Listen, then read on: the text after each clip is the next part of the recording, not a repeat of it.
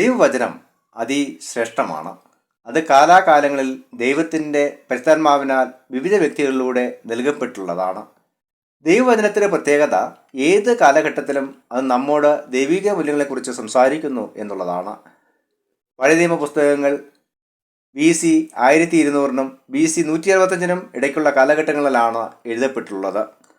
പുതിയ നിയമം AD 60 110 ഇടയ്ക്കുള്ള കാലഘട്ടങ്ങളിലാണ് രേഖപ്പെടുത്തിയിട്ടുള്ളത്. ആയിരക്കണക്കിന് വർഷങ്ങൾ കഴിഞ്ഞിട്ടും വേദപുസ്തക സത്യങ്ങൾ ഇന്നും വ്യക്തികൾക്ക് ദൈവത്തെക്കുറിച്ചുള്ള അറിവും സാന്ത്വനവും പകരുന്നു. വേദപുസ്തക പുനഃവായന എന്നത് സന്ദർഭങ്ങൾക്കനുസൃതമായി വേദപുസ്തകത്തെ വായിക്കുക എന്നുള്ളതാണ്. ഈ ലോകത്തിലെ വിവിധ ഭാഷകളിലും സംസ്കാരങ്ങളിലും ദേശങ്ങളിലും കാലഘട്ടങ്ങളിലും ജീവിക്കുന്ന ആളുകൾക്ക് അവരുടെ ജീവിതവുമായി താതാത്മ്യം പ്രാപിക്കത്തക്ക രീതിയിൽ വേദപുസ്തകം പുനഃവായിക്കപ്പെടണം. യേശുകർത്താവിൻ്റെ ഈ ലോക ജീവിതത്തിന് മുമ്പും ഈ ലോക ജീവിത കാലഘട്ടത്തിലും ഉയർത്തുന്നേൽപ്പിന് ശേഷവും ദൈവവചനത്തെ വ്യത്യസ്തമായ രീതിയിലാണ് വ്യാഖ്യാനിക്കപ്പെട്ടുള്ളത്. മശിഹ ദാവീദിനെ പോലെയുള്ള ഒരു രാജാവായിരിക്കുമെന്നും തങ്ങളെ അടിമത്തു നിന്നും കഷ്ടത്തു നിന്നും വിടുവിക്കുമെന്നവർ ചിന്തിച്ചു. എന്നാൽ യേശുവിൻ്റെ ക്രൂശുമരണം ഈ ചിന്തകളെല്ലാം മാറ്റിമറിച്ചു. മശിഹ വന്നത് പാപത്തിൻ്റെയും തിന്മയുടെയും അടിമത്തു നിന്ന് വിടുവിക്കുവാനാണ് എന്ന പുതിയ തിരിച്ചറിവിലേക്ക് മാനവരാശി നയിക്കപ്പെടുവാൻ ഇടയായിത്തീർന്നു. ദൈവവചനത്തിൻ്റെ പുനഃവായന മൂലം ജീവിതത്തിൽ സമൂല മാറ്റമുളവായ ചില സാഹചര്യങ്ങളെക്കുറിച്ചും വ്യക്തികളെക്കുറിച്ചും നമുക്ക് ചിന്തിക്കാം. ഒന്നാമതായി, ദൈവവചനത്തിൻ്റെ പുനഃവായന സമൂഹങ്ങളെ രൂപാന്തരപ്പെടുത്തുന്നു.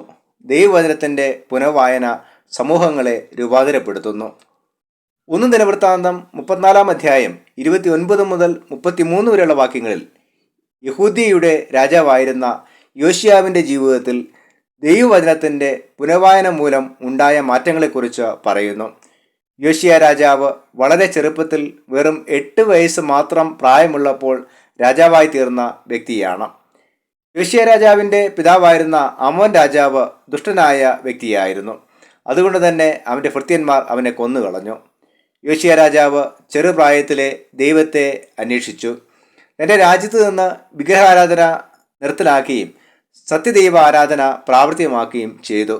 തനിക്ക് 26 വയസ്സ് പ്രായമായപ്പോൾ ദൈവാലയത്തിൻ്റെ അറ്റകുറ്റപ്പണികൾ നടത്താൻ ശാഫാൻ, മയശേയാവ്, യോവാഹ് എന്നീ വ്യക്തികളെ നിയോഗിച്ചു.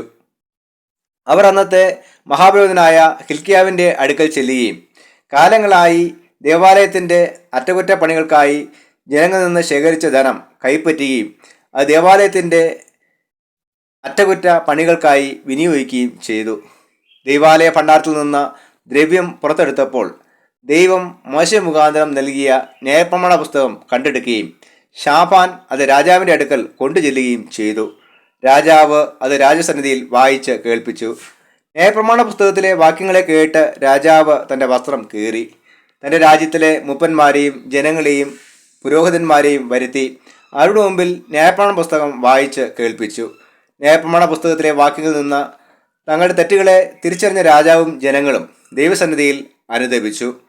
ദൈവകൽപ്പനകളെ അനുസരിക്കുമെന്നും ദൈവവഴികളിൽ നടക്കുമെന്നും ദൈവസന്നിധിയിൽ അവർ പ്രതിജ്ഞ ചെയ്തു. ദൈവവചനത്തിൻ്റെ പുനഃവായന ഇന്നും വ്യക്തികളെയും സമൂഹങ്ങളെയും രൂപാന്തരപ്പെടുത്തുവാൻ മതിയായതാണ്. രണ്ടാമതായി, ദൈവവചനത്തിൻ്റെ പുനഃവായന വിശ്വാസത്തിൽ ഉറപ്പിക്കുന്നു. ദൈവവചനത്തിൻ്റെ പുനഃവായന വിശ്വാസത്തിൽ ഉറപ്പിക്കുന്നു. അപ്പോസ്തലപ്രവൃത്തികളുടെ പുസ്തകം 8 അധ്യായം 26 മുതൽ 40 വരെയുള്ള വാക്യങ്ങളിൽ അപ്പോസ്തലനായിരുന്ന ഫിലിപ്പോസ് എത്യോപ്യ രാജ്ഞിയുടെ മേൽവിചാരകനും ഷണ്ഡനുമായിരുന്ന ഒരു വ്യക്തി ദൈവവചനത്തിൻ്റെ പുനഃവായനയ്ക്ക് അദ്ദേഹത്തെ സഹായിക്കുന്നതായി നാം വായിക്കുന്നു. എത്യോപ്യക്കാരനായിരുന്ന ഷണ്ഡൻ ഒരു ദൈവവിശ്വാസിയായിരുന്നു. അതുകൊണ്ടാണ് അദ്ദേഹം യെരുശലേം ദേവാലയത്തിൽ പ്രാർത്ഥിക്കുവാനായി കടന്നു ചെന്നത്.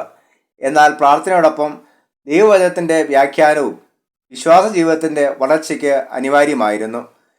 എത്യോപ്യൻ്റെ ജീവിതത്തിൽ അദ്ദേഹം ദൈവത്തിന് പ്രാധാന്യം കൊടുത്തു.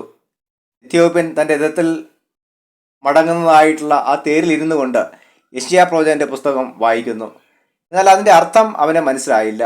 ദൈവം ഫിലിപ്പോസിനെ അതിനായി നിയോഗിക്കുന്നു. ഫിലിപ്പോസ് ഷണ്ണനെ താൻ വായിച്ച ഭാഗം വ്യാഖ്യാനിച്ച് കൊടുക്കുന്നു. കൂടാതെ യേശുക്രിസ്തുവിൻ്റെ ക്രൂശുമരണവുമായി ആ ഭാഗത്തെ ബന്ധിപ്പിക്കുന്നു. എത്യോപ്യൻ പുതിയൊരു തിരിച്ചറിവിലേക്ക് പ്രവേശിക്കുന്നു. അദ്ദേഹം സ്നാനമേൽക്കുവാനുള്ള സന്നദ്ധത പ്രകടിപ്പിക്കുന്നു. ഫിലിപ്പോസ് അവനെ സ്നാനം കഴിപ്പിക്കുന്നു. ഇതിനെല്ലാം കാരണമായി തീർന്നത് ദൈവവചനത്തിൻ്റെ പുനഃവായനയായിരുന്നു. ദൈവവചനം ജീവനും ചൈതന്യവുമുള്ളതാണ്. അത് വ്യക്തികളുടെ ജീവിതത്തെ രൂപാന്തരപ്പെടുത്തുന്നു. ഇന്നും അനേകരെ രൂപാന്തരപ്പെടുത്തുവാനും വിശ്വാസ ജീവിതത്തിലേക്ക് നയിക്കുവാനും ദൈവവചനം പുനഃവായിക്കപ്പെടണം. ആരാധനാലയങ്ങളിലെ പ്രബോധനങ്ങൾ അർത്ഥവത്തും ദൈവാത്മാവിനാൽ നിറഞ്ഞതുമാകണം. മൂന്നാമതായി, ദൈവവചനത്തിൻ്റെ പുനഃവായന ധൈര്യവും ശക്തിയും പകരുന്നു. ദൈവവചനത്തിൻ്റെ പുനഃവായന ധൈര്യവും ശക്തിയും പകരുന്നു. ലൂക്കോസ് 24 അധ്യായം 13 മുതൽ 27 വരെയുള്ള വാക്യങ്ങളിൽ യേശുവിൻ്റെ ഉയർത്തെഴുന്നേൽപ്പിന് ശേഷം യെരൂശലേമിൽ നിന്നും എമ്മൂസ് എന്ന ഗ്രാമത്തിലേക്ക് യാത്ര ചെയ്ത യേശുവിൻ്റെ 2 അനുയായികളെക്കുറിച്ചും ദൈവവചനത്തിൻ്റെ പുനഃവായന അവരിലുളവാക്കിയ മാറ്റങ്ങളെക്കുറിച്ചും പറഞ്ഞിരിക്കുന്നു. എമ്മൂസ് യെരൂശലേമിൽ നിന്നും 7 നാഴിക ദൂരമുള്ള ഒരു ഗ്രാമമായിരുന്നു. യേശുവിൻ്റെ ക്രൂശീകരണം യേശുവിൻ്റെ ശിഷ്യന്മാർക്കും അനുയായികൾക്കും വലിയ നിരാശയാണ് ഉളവാക്കിയത്. ഇനി എന്ത് ചെയ്യുമെന്നവർ ചിന്തിച്ചു. യേശു മശിഹായാണെന്നും അവർ തങ്ങളെ റോമൻ ആധിപത്യത്തിൽ നിന്നും വിടുവിക്കുമെന്നും അവർ ആശിച്ചിരുന്നു. ഈ വിഷയത്തെക്കുറിച്ച് സംസാരിച്ചുകൊണ്ടാണ് ഈ 2 പേരും എമ്മൂസിലേക്ക് പ്രയാണം ചെയ്തത്. യേശുവരുടെ ആശങ്ക അറിഞ്ഞു. താൻ അവർക്ക് പ്രത്യക്ഷനായി അവരോട് ചേർന്ന് നടന്നു. അവരുടെ ആശങ്കകളും പ്രശ്നങ്ങളും ചോദിച്ച് അറിഞ്ഞു. പഴയ നിയമത്തിൽ തന്നെക്കുറിച്ചുള്ള വേദഭാഗങ്ങൾ അവർക്ക് വിവരിച്ച് കൊടുത്തു. എന്നാൽ ഇത് യേശുവാണ് എന്നവർ തിരിച്ചറിഞ്ഞിരുന്നില്ല. അന്ന് രാത്രി തങ്ങളോടൊപ്പം താമസിക്കുവാൻ അവർ യേശുവിനെ നിർബന്ധിക്കുന്നു. യേശു അവരോടൊപ്പം അത്താഴം കഴിക്കാനിരുന്നു. യേശു അപ്പം എടുത്ത് നുറുക്കി അവർക്ക് കൊടുത്തപ്പോൾ അവർ യേശുവിനെ തിരിച്ചറിഞ്ഞു. യേശു അവർക്ക് അപ്രത്യക്ഷനായി. തങ്ങൾ കണ്ടതും സംസാരിച്ചതും അത്താഴം കഴിച്ചതും യേശുവിനോട് കൂടി ആയിരുന്നു എന്ന ബോധ്യം അവരെ ധൈര്യപ്പെടുത്തി. അവർ അന്ന് തന്നെ യെരൂശലേമിലേക്ക് മടങ്ങിച്ചെന്ന് യേശുവിൻ്റെ ശിഷ്യന്മാരെ കണ്ട് ഈ വസ്തുത അറിയിച്ചു. അവരെല്ലാവരും പ്രത്യാശയുള്ളവരായി തീർന്നു. ഈ മാറ്റത്തിന് കാരണം ദൈവവചനത്തിൻ്റെ പുനഃവായന ആയിരുന്നു. ഇവിടെ യേശുവാണ് പഴയ നിയമം അവർക്ക് വ്യാഖ്യാനിച്ച് കൊടുത്തത്. ഉയർത്തെഴുന്നേറ്റ കർത്താവിനോടൊപ്പം ദൈവവചനം പുനഃവായിക്കുവാൻ നമുക്ക് കഴിയണം. അത് പുതിയ തിരിച്ചറിവിലേക്കും ആത്മധൈര്യത്തിലേക്കും നമ്മെ നയിക്കും. ദൈവവചനത്തിൻ്റെ പുനഃവായന ക്രിസ്തീയ ജീവിതത്തിൽ അനിവാര്യമായ ഒന്നാണ്. ഇതിനായി ദൈവവചനം വായിക്കാനും പ്രബോധനങ്ങൾ ശ്രവിക്കുവാനും നമുക്ക് കഴിയണം. ഇത് നമ്മുടെ ജീവിതത്തിലെ പ്രശ്നങ്ങൾക്കും ചോദ്യങ്ങൾക്കും ഉത്തരം നൽകുന്നതോടൊപ്പം നമ്മെ വിശ്വാസത്തിൽ ശക്തിപ്പെടുത്തുവാനും ധൈര്യപ്പെടുത്തുവാനും ഇടയാക്കും. ദൈവം നമ്മെ സഹായിക്കട്ടെ. ആമേൻ.